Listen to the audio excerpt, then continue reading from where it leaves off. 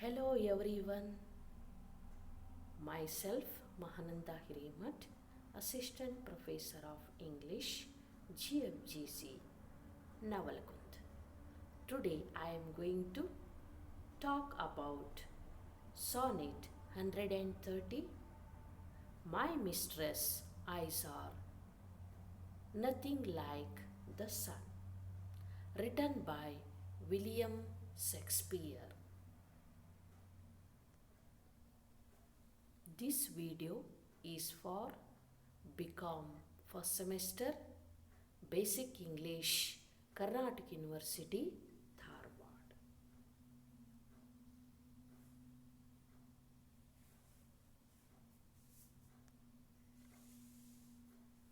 Now let us study about the poet. William Shakespeare was born in 1564 and died in 1660. He is one of the most brilliant and famous distinguished English playwright, actor and poet. He produced most of his best work between 1589 to 1630. He belongs to Elizabethan period. He contributed heavily to the humanity and to the development of theatre in the late 60th century. Shakespeare, universally considered to be the greatest writer and dramatist in the English literature. He wrote 38 plays and 154 sonnets and 2 long narrative poems. He wrote comedies, histories, tragic comedies. Shakespeare plays remain highly popular today and are constantly studied and performed and reinterpreted in a diverse culture and political context throughout the world. His famous plays Henry VI, The Comedy of Errors, Romeo and Juliet, Julius Caesar, Hamlet, Othello, King Lear, Macbeth, Antony and Cleopatra. So, this is the brief introduction about the poet. Now, let us study the introduction of the poem Sonnet 130. William Shakespeare's Sonnet 130, commonly known by its first line, My mistress' eyes are nothing like the sun, is one of the most celebrated sonnets in the English literature. The sonnet is one of those many manifestations of Shakespeare's strong affection for the mysterious mistress, often referred by many critics as the Dark Lady. The poem literally conveys the idea that the natural beauties of a beloved is more meaningful as long as they are not dependent on false comparisons. Thus, truth is the main virtue for this a poem.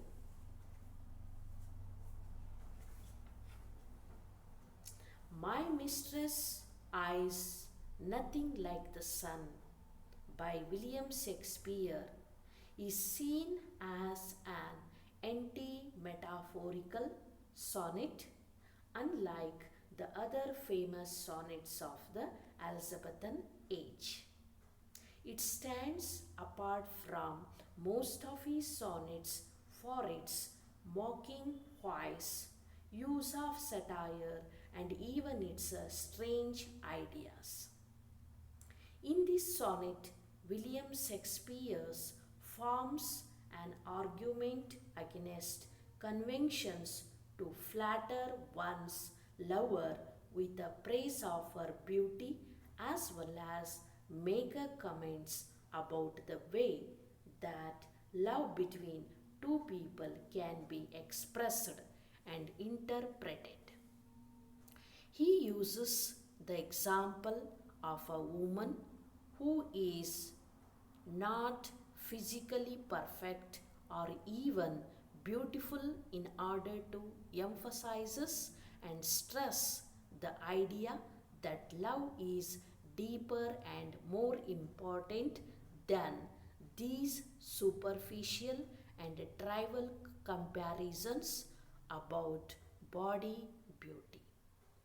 While his mistress may not have had silky and beautiful hair and sweet a breath, he is still totally captivated by her and considers his love to be as rare as any other. The sonnet compares the speaker's lover to a number of other beauties. But what we can see is that no comparison is in the lover's favor. He said that her eyes are nothing like the sun. Her lips are less red than the coral. Compared to a white snow, her breasts are dun colored and her hairs are like black wires on her head.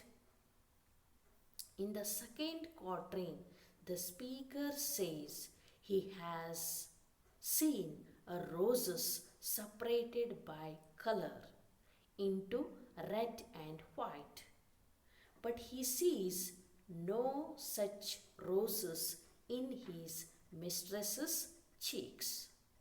And he says the breath that reeks from his mistress is less delightful than a perfume. In the third quatrain, he admits that though he loves her voice, music hath a far more pleasing sound, and that though he has never seen a goddess, his mistress, unlike goddesses, walks on the ground.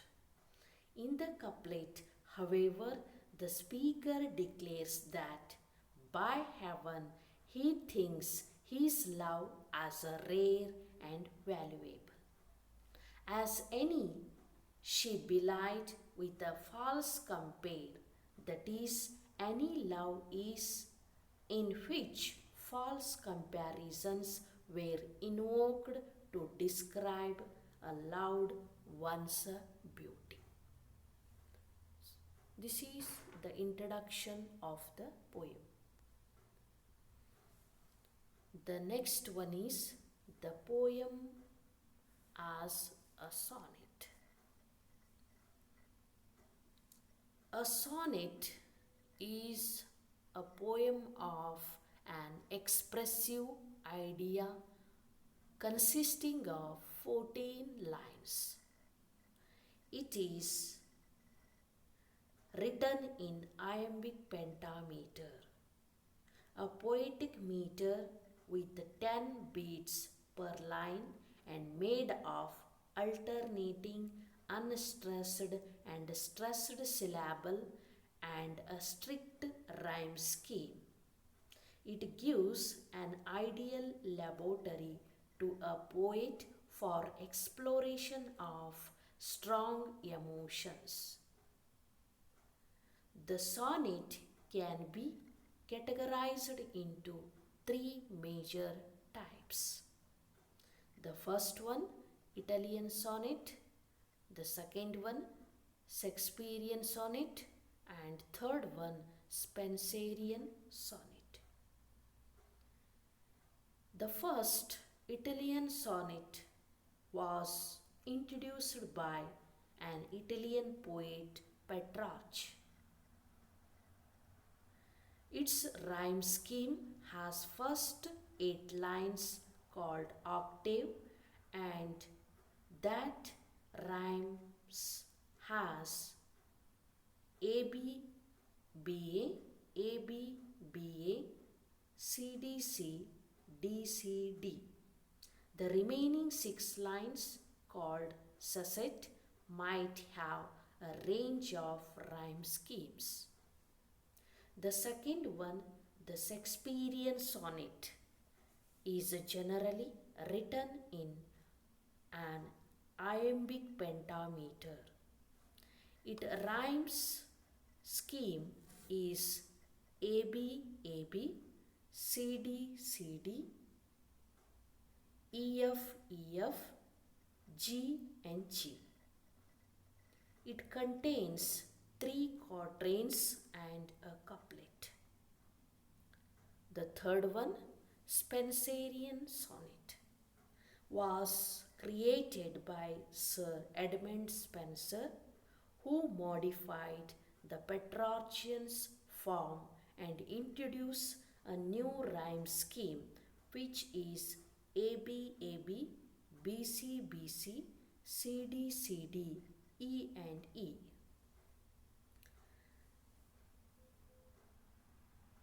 Next one, the themes of the poem.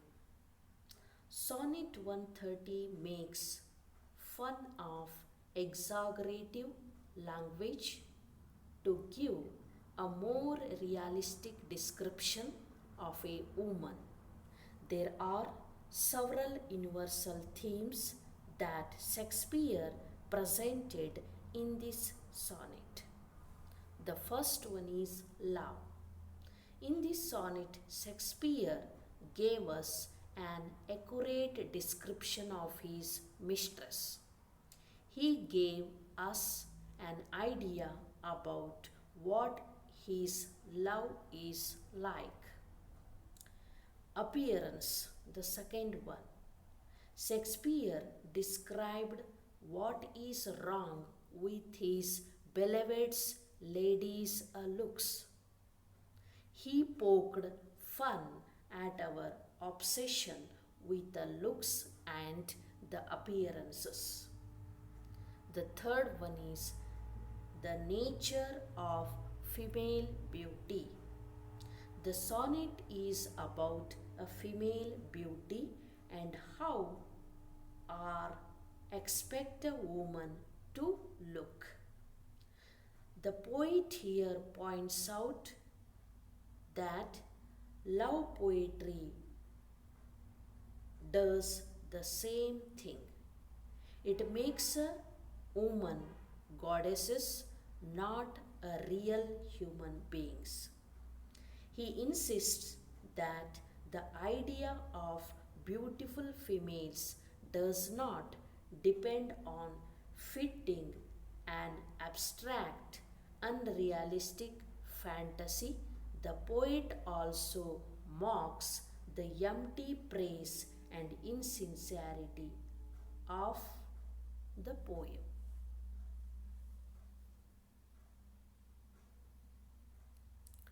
The Shakespeare's used in this sonnet literal elements, simile, metaphor and parody. Form, structure and rhythm. The poem is written in iambic pentameter. There are 3 quatrains, 1 rhyming couplet, 5 pairs of syllables.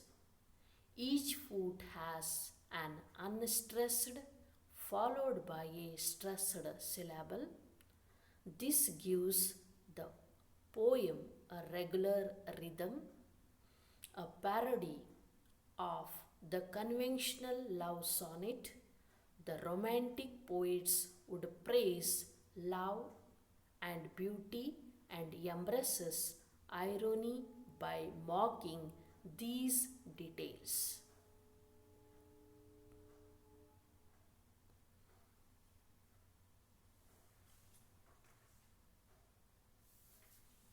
Now, let us study Sonnet 130. My mistress' eyes are nothing like the sun. Let me recite this poem once.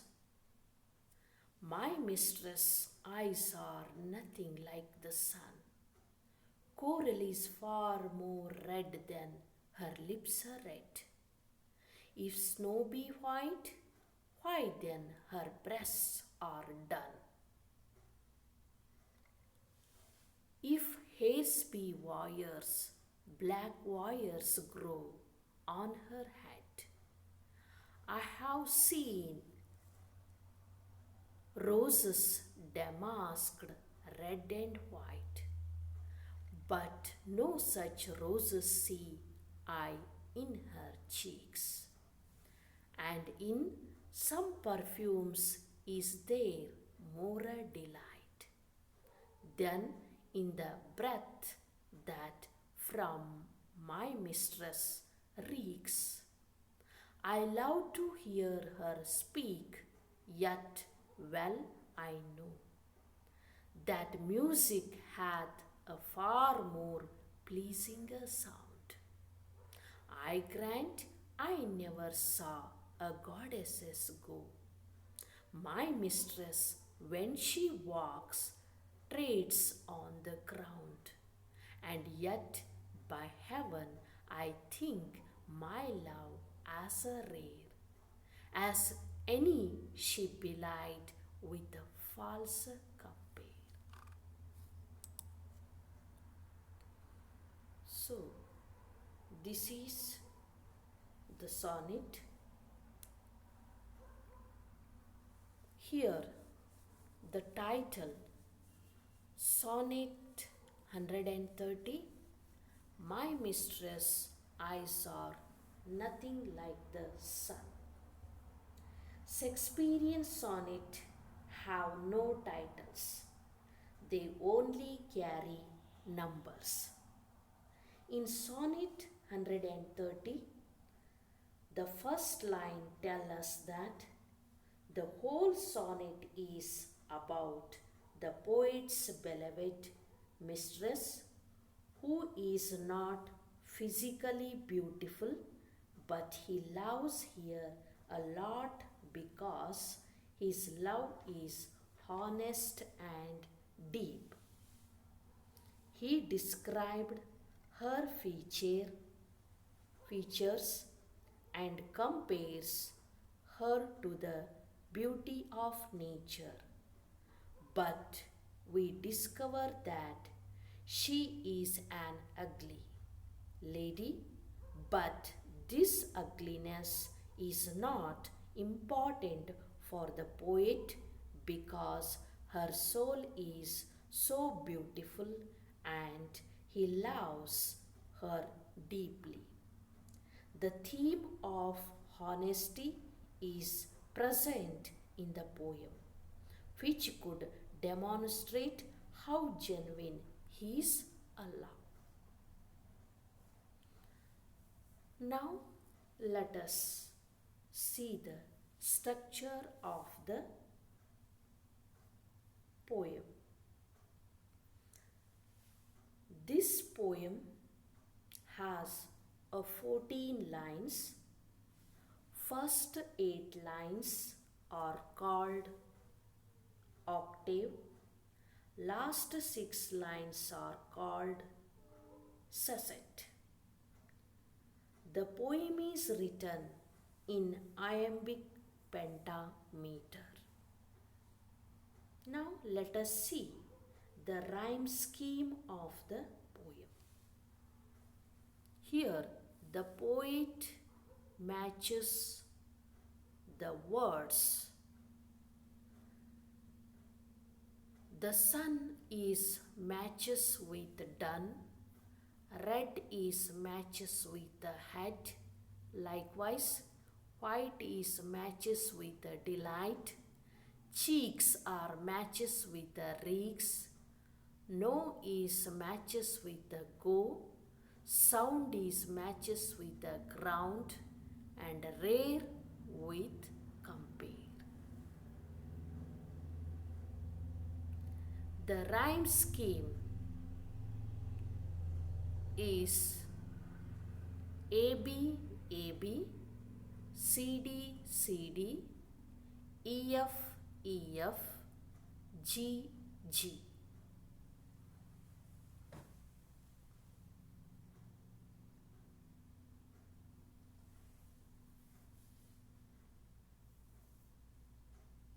Now we will go through each line and discuss and analyze thoroughly. First quatrain, my mistress' eyes are nothing like the sun. Coral is far more red than her lips are red. If snow be white, why then her breasts are dun? If hairs be wires, black wires grow on her head.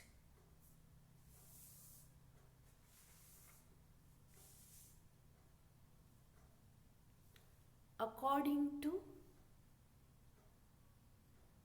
the poetic tradition or poetry convention, poets compares their beloved one's beauty to the beautiful things.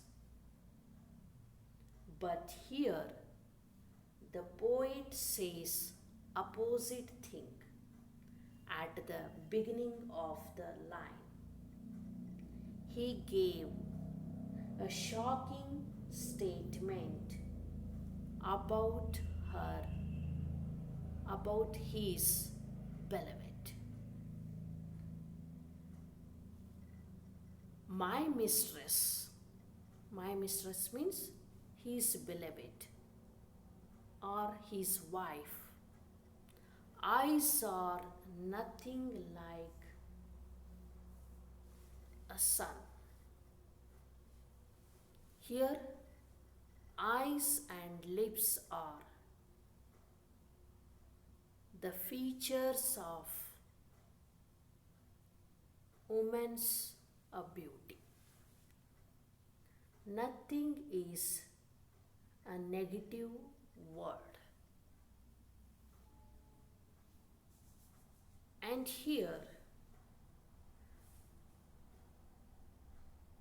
in a conventional love poem, the writer would exaggerate how beautiful his mistress. My mistress' eyes are nothing like the sun. Means my mistress' eyes are not like the sun. Shakespeare is explaining how his mistress' eyes are not the most appealing, especially being very dull and not bright at all. In this simile, the mistress' eyes are being compared to the sun. The sun creates the image of something bright and shiny. However, since The mistress' eyes are not like the sun. Her eyes are the opposite of bright and shiny. The speaker used simile indicates that the woman's eyes are just plain and ordinary, are nothing special. Next line. Coral is far more red than her lips are red.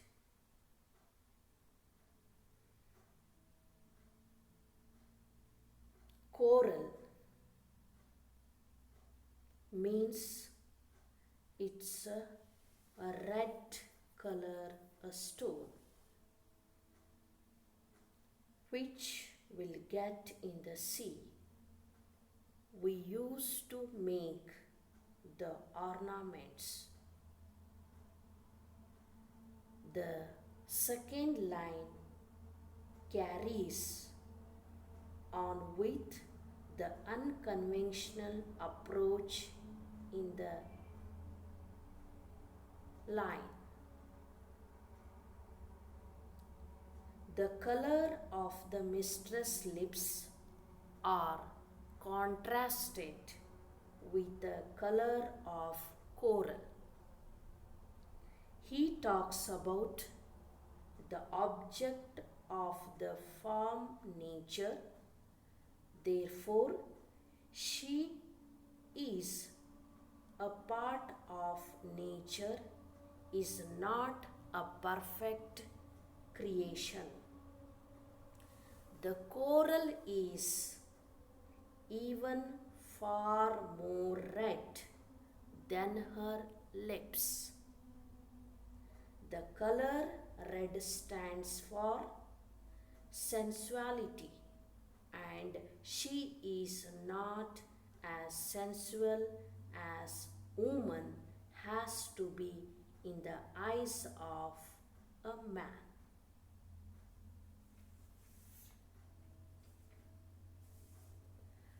Her lips are not bright red like a coral.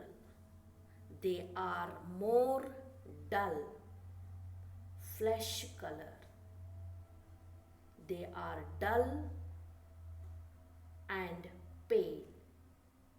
Means she is not beautiful.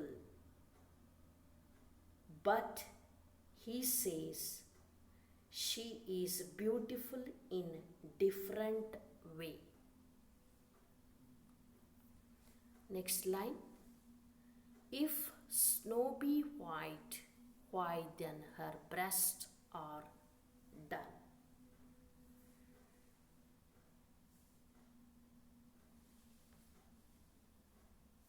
The line is quite strange, describing the mistress' color breast as greyish color, exaggerating their greyish color by comparing it to the white color of snow. Here, dun means grey brown color, means her skin is brownish, not a fair and white like snow. She is dark and dull. Here the poets said that she is not beautiful. She is not fair like a snow. Here white symbolizes aristocracy. She is not fair like other girls. She is a dark lady. She is not looking good. Next line. If hairs be wires, black wires grow on her hat.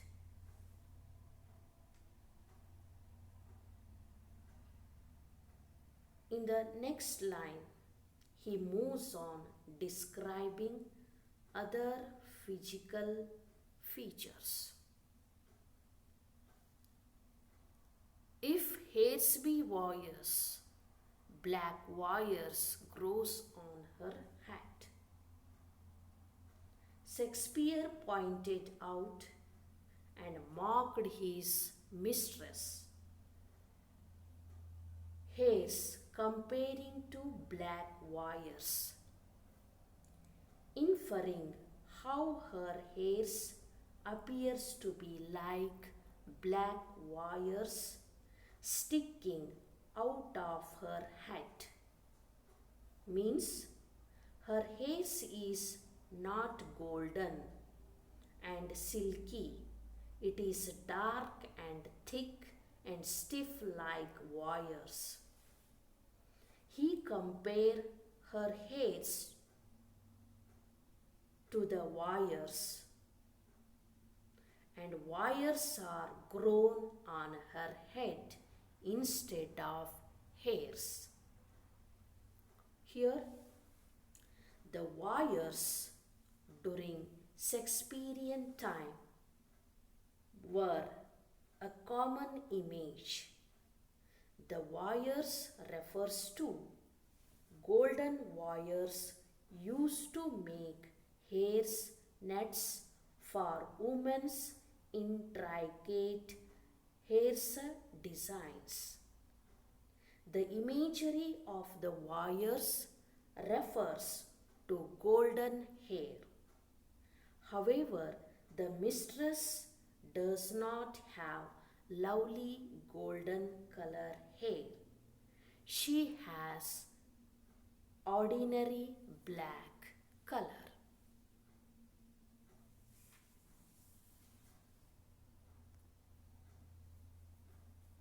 Second quatrain.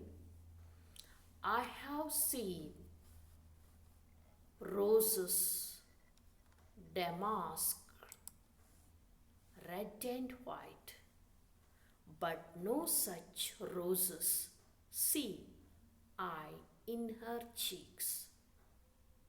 And in some perfumes is there more a delight than in the breath that from my mistress reeks. In the second quatrain,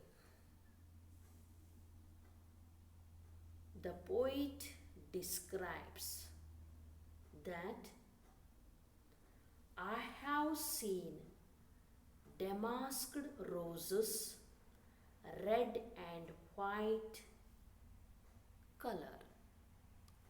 Here, damasked means mixed color of roses, red and white. But no such roses see in her cheeks. I have seen roses in real life, flowers of red and white, but her cheeks do not have the bloom of roses. I do not find rose-like beauty on her cheeks.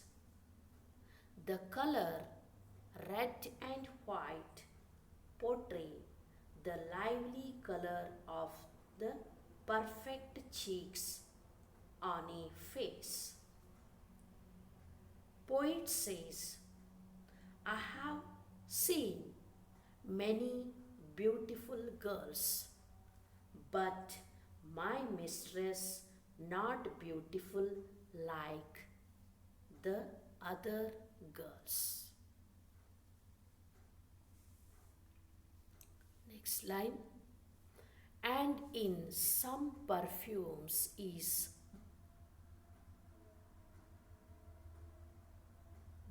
Is there more delight than in the breath that from my mistress reeks?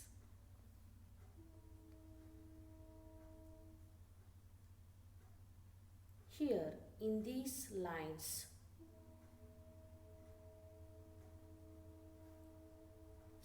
Shakespeare describes the color of her cheeks. Her saint is not as perfect as well. Here, the perfume gives more delight and a fragrant smell. When Shakespeare says more delight be compares slightly unpleasant breath to the grateful scent of perfume. This is shows his acceptance of her flaws. Some perfumes gives more delight, but my mistress' breath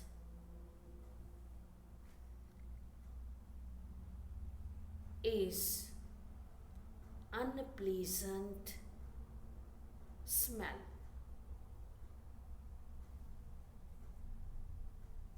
Here, reeks means smell.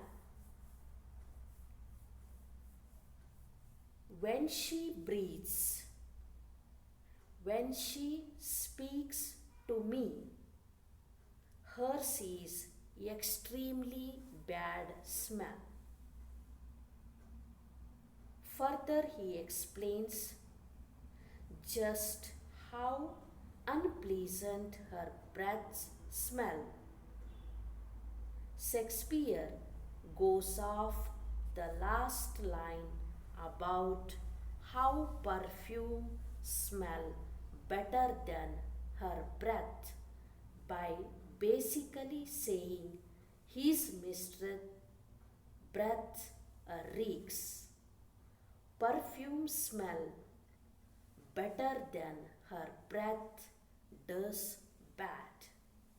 When she breathes, that is extremely bad.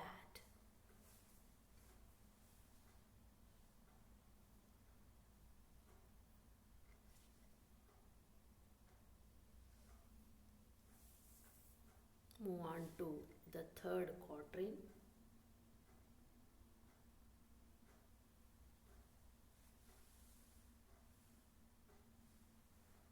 In this quatrain, the poet describes his mistress'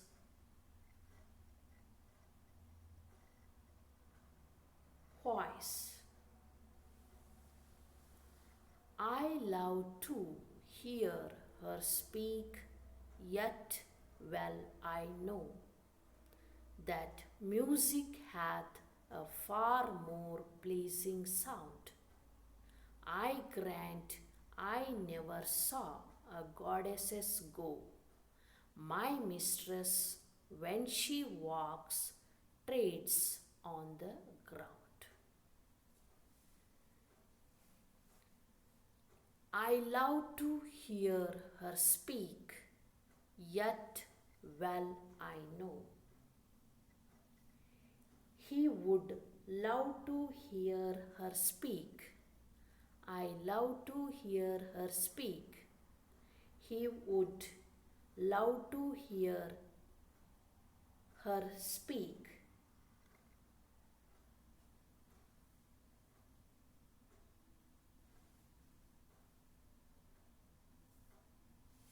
But her voice is not pleasing and smooth as a music. He says positive thing in this line about his lover. The man is fond of his lover's voice.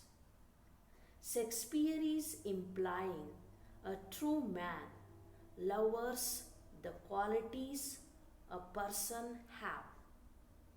When yet is used in the lines, Shakespeare is about to reveal the truth about his lover's voice. Here, music is a far more pleasing sound.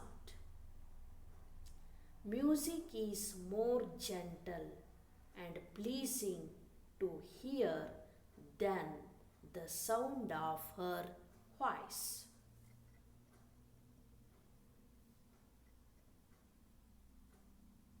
Here, traits means harsh.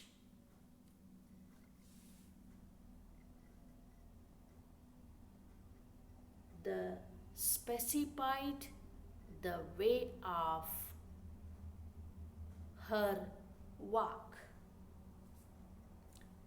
Shakespeare reveals on the 10th line that music sounds better than mistress' voice, revealing the man does not live in a illusion of having the most perfect woman.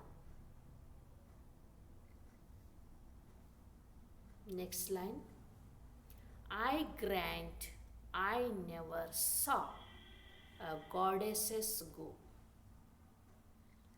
I grant, I admit that I never saw a goddess's go. Go means walk. My mistress, when she walks, treads on the ground. Here, treads means harsh.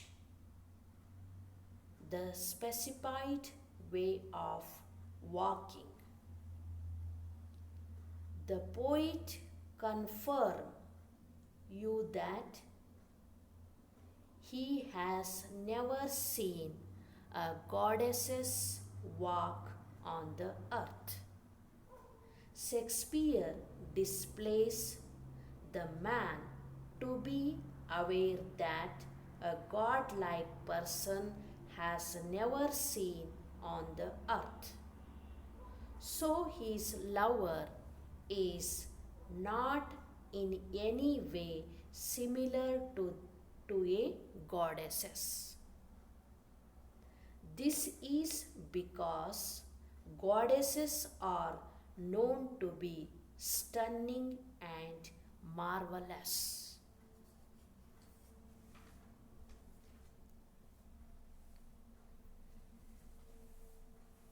His lover is just an ordinary woman.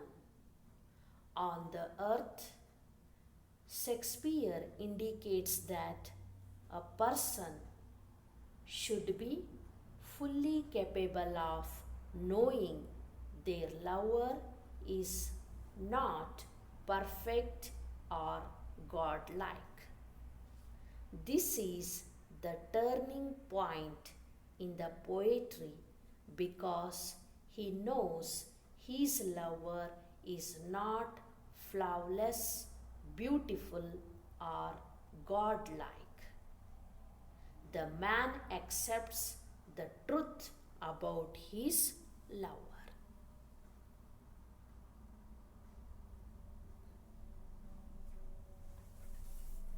The last one, the couplet. The poet's message. And yet, by heaven, I think my love as rare.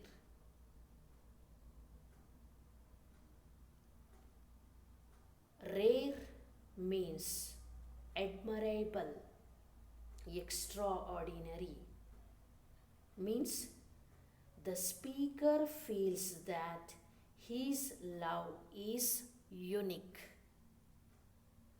Shakespeare is telling the audience part of his main message that even though his lover has many flaws, he still loves her and he believes his lover is unique and his lover is admirable as well. The tone of the poem changes from a critical description of the woman's flaws to a light-hearted praise of why the speaker truly loves the woman. Next line. As any she belied with false compare.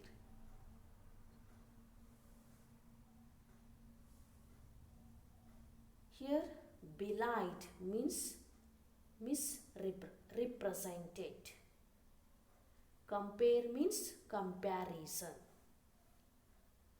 The woman should be praised for her beauty because she is just as lovely as any other woman. Despite her flaws, to bring out her beauty, the speaker could have made incorrect comparison about her. Shakespeare is stating that the woman he loves is just as lovely as another woman, who men would praise for how beautiful they are. He is saying she is worthy of compliments like other ladies as well. The speaker is truly portraying his lover's beauty by saying that she might have been misrepresented in his description. Thus, this is his other half of his message to the audience. In this line, the tone stays a light-hearted praise, but also conveys how the speaker is more affectionate, loving, and honest. So, this is the sonnet 130.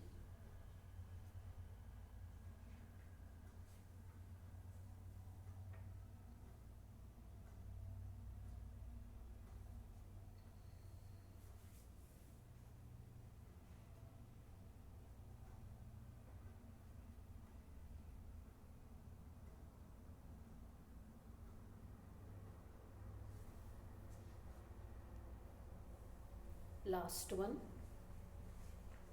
the conclusion.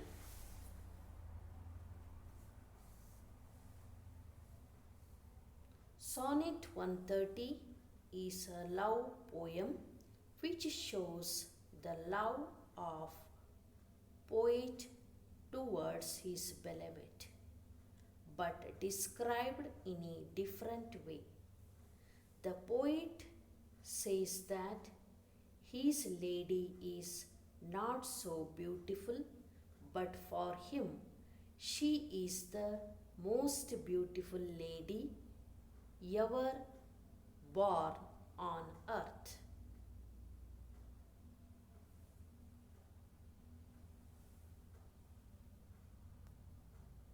Thank you.